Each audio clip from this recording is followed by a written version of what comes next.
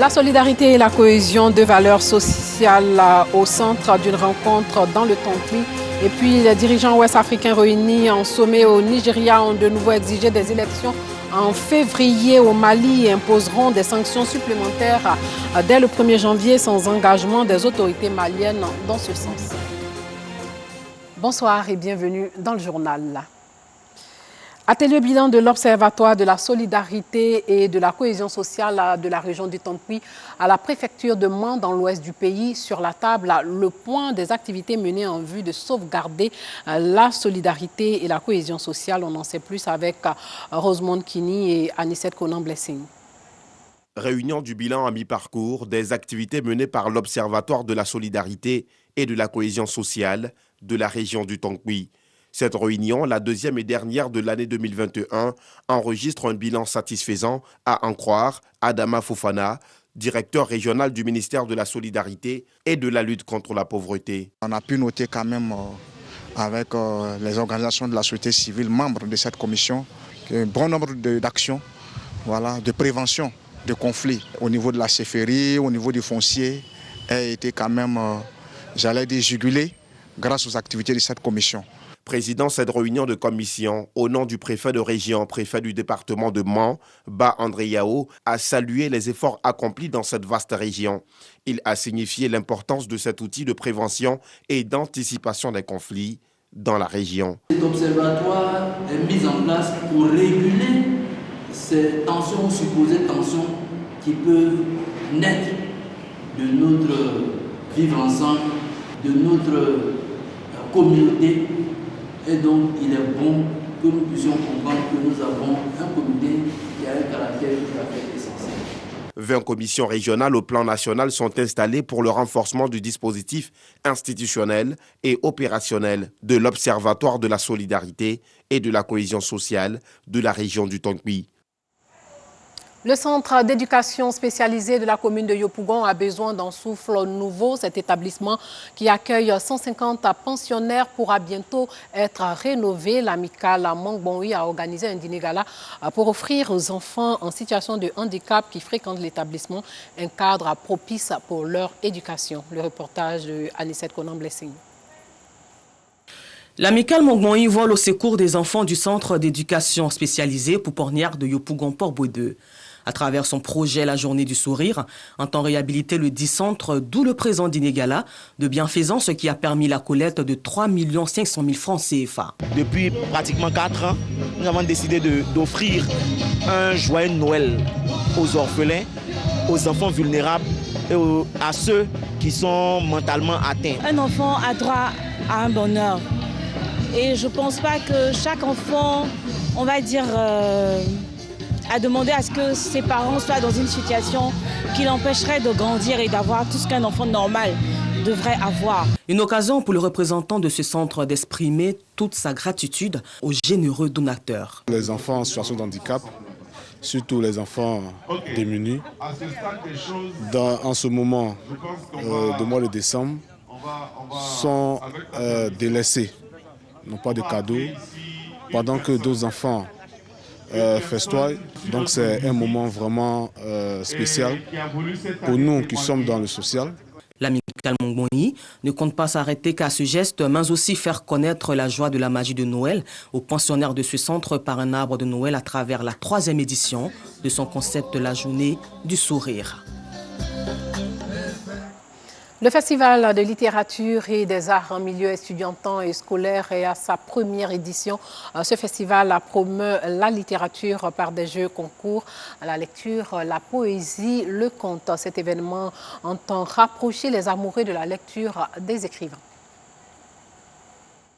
Inculquer l'amour de la lecture aux enfants et mettre au devant de la scène les arts, le Flamès, festival de littérature et des arts en milieu estudiantin et scolaire en a fait son credo. Voilà le constat amer des élèves de terminale, des étudiants qui ne savent pas s'exprimer. Vraiment, c'est pas bien.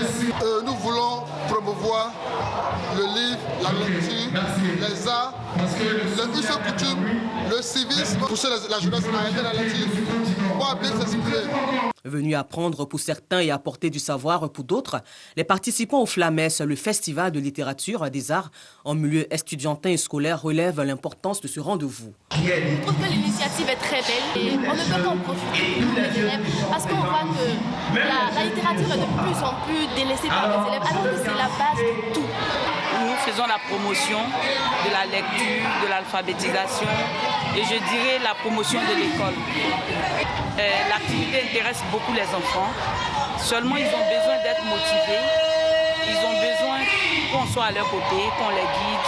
Aux côtés de ses filleuls à l'espace Agora de Koumassi, le parrain de la cérémonie Steve Zagouri alias Stizo exhorte ces derniers à privilégier leurs études tout en respectant la date de congé liée aux fêtes de fin d'année. Tout à l'heure, je voudrais vraiment, premièrement, encourager les jeunes d'aujourd'hui à aller à l'école, à suivre leur cursus scolaire, peu importe les dons et les talents qu'ils ont. Deuxièmement, il est très important qu'ils se tiennent éloignés de tout ce qui est vice, tout ce qui est violence et tout ce qui est abus sexuel prématuré. Et je voudrais encourager les jeunes à prendre leur cursus scolaire au sérieux. Une fois que l'école est ratée, on n'a plus d'avenir. Cette première édition du Flamès a enregistré la présence du Centre technique des arts appliqués de Bingerville, l'INSAC et plusieurs établissements scolaires. La dictée, la lecture, la poésie et les chants sont les différentes épreuves qui les ont départagées. Il a marqué la scène musicale dans les années 80 et 90.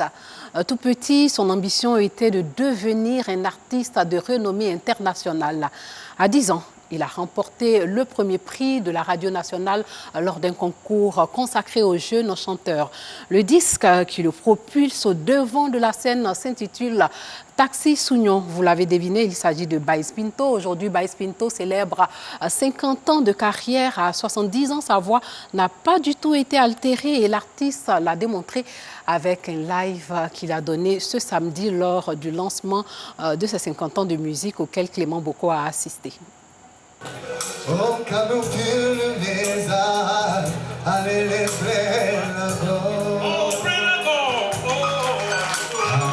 Baïs Pinto et son fils aîné Anjo partagent la même scène pour l'occasion.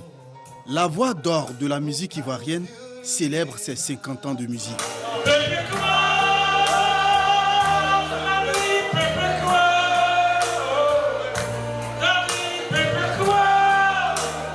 Pour le lancement des festivités marquant les 50 ans de carrière musicale de Baïs Pinto, autorités administratives et politiques n'ont pas voulu se faire compter l'événement. En présidant ce cinquantenaire, Madame la ministre en charge de la culture reconnaît de façon tangible le rôle important joué par Baïs Pinto dans tout l'écosystème artistique de Côte d'Ivoire, au niveau de la musique surtout, et traduit également l'accord, en tout cas du gouvernement de Côte d'Ivoire, puisque ce cinquantenaire est parrainé par le Premier ministre. Ce qu'il a apporté à nos cœurs pendant 50 ans ne peut pas être mesuré.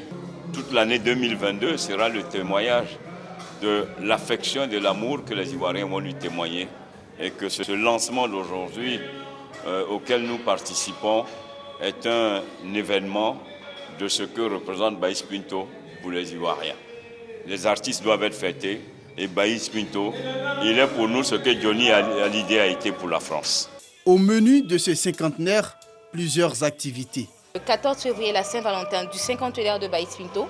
À la fin juillet, vous aurez la semaine culturelle à l'INSAC dédiée à Baïs Pinto, avec la sortie de son livre éponyme, Baïs Pinto, l'intemporel.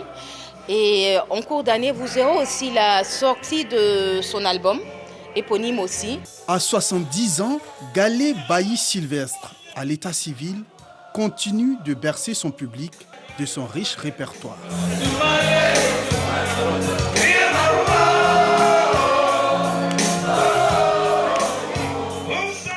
Hors de chez nous, sachez que les dirigeants ouest-africains réunis en sommet au Nigeria ont de nouveau exigé des élections en février au Mali et imposeront des sanctions supplémentaires dès le 1er janvier sans engagement des autorités maliennes en ce sens. Les chefs d'État ont décidé de maintenir la date du 27 février 2022 pour l'organisation des élections au Mali. Rassemblés à Abuja, les dirigeants des États membres de la communauté économique des États de l'Afrique de l'Ouest, CEDEAO, ont donné aux autorités maliennes jusqu'au 31 décembre pour présenter un plan pour la tenue des élections à la date prévue.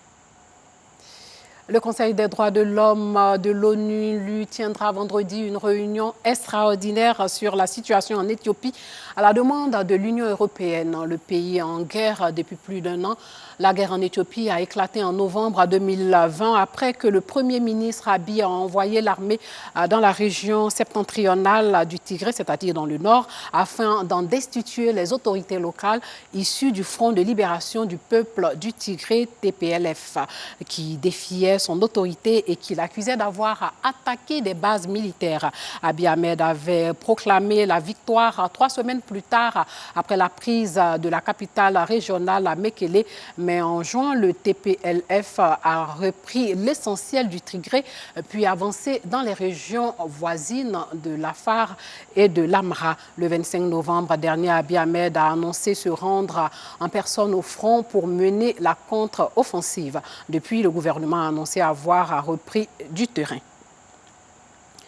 Sachez aussi que l'ancien ministre Claude Guéant, l'ancien ministre français, a été incarcéré ce matin à Paris en application d'une condamnation de 2017 dont la justice a estimé qu'il ne respectait pas les obligations. Une première pour un ancien ministre de l'Intérieur.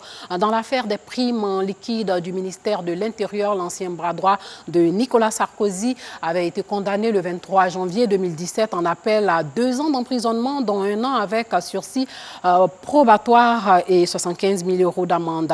Il purgeait cette peine devenue définitive 2 ans plus tard après le rejet de son pourvoi en cassation sous le régime de la liberté conditionnelle. Début novembre, cependant, la Cour d'appel de Paris a révoqué une partie de son sursis 3 mois et de sa liberté conditionnelle de 6 mois, estimant que Guéant ne réalisait pas les versements nécessaires pour payer l'amende et les dommages et intérêts qu'il s'était vu infliger. Claude Guéant est par ailleurs mis en cause dans l'affaire du financement libyen présumé de la campagne de Nicolas Sarkozy. Il est notamment mis en examen pour association de malfaiteurs car il est suspecté d'avoir participé en tant que collaborateur de Nicolas Sarkozy à un pacte de corruption avec le régime libyen pour obtenir ou tenter d'obtenir des soutiens financiers pour sa campagne présidentielle victorieuse de 2007.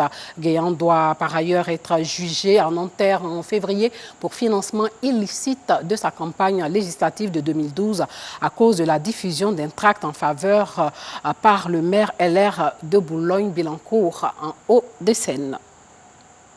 Et pour finir, sachez que le président américain Joe Biden a déclaré hier soir l'état de catastrophe majeure dans le Kentucky, devenu le symbole de la dévastation causée par des tornades qui ont fait au moins 94 morts dans plusieurs États du pays ce week-end, c'est-à-dire aux États-Unis. En marge donc de la recherche de survivants, l'aide a commencé à s'organiser dimanche autour d'une usine de bougies au cœur des États-Unis. Ce phénomène météorologique exceptionnel a traversé 6 États, y laissant une traînée de destruction sur des centaines de kilomètres, mais c'est à Mayfield, ville de 10 000 habitants dans le Kentucky, que celles-ci ont été plus graves.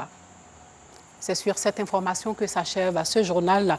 Merci de l'avoir suivi. Portez-vous bien.